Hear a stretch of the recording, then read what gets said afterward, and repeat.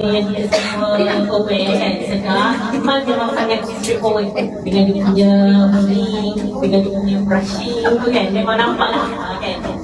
Kita nak tanya kalau saat ini detik ini Nazrah punya feeling macam mana? Sejauh mana? Sebab itu kan kita tak payah cakap pun memang kita nampak akan di live, akan di video, memang kita nampak. Cuma Nazrah ni sebab dia sangat dia emosi. So macam so nak tahu juga lah dari perubahan sebenarnya sejauh mana Nazrah punya feeling sekarang tu mana?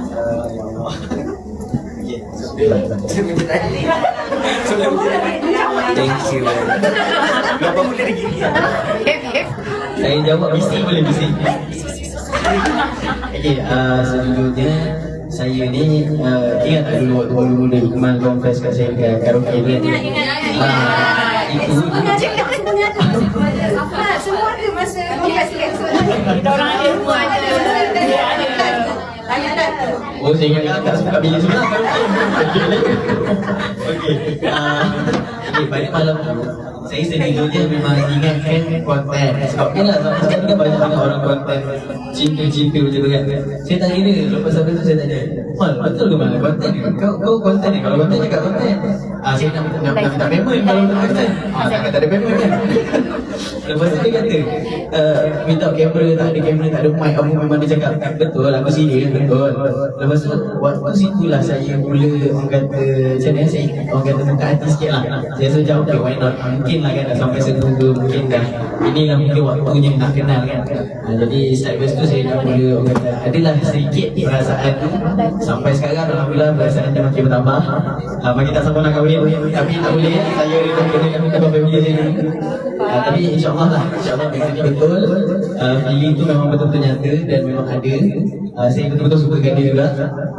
InsyaAllah kita akan ke satu destinasi.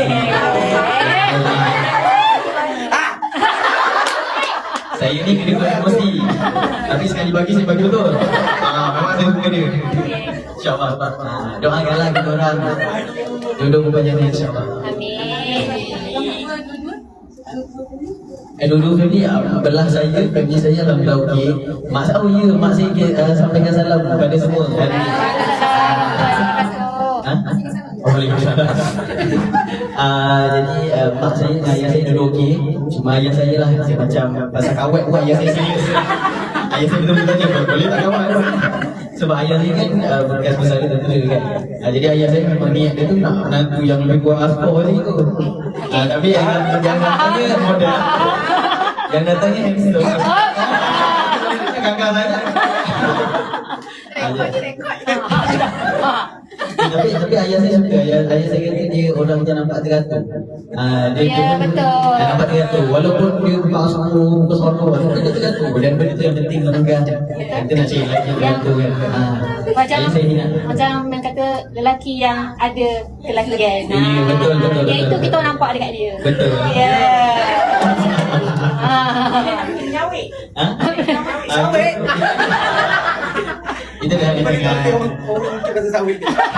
saya akan realisasikan konten tu dengan saya. Korang semua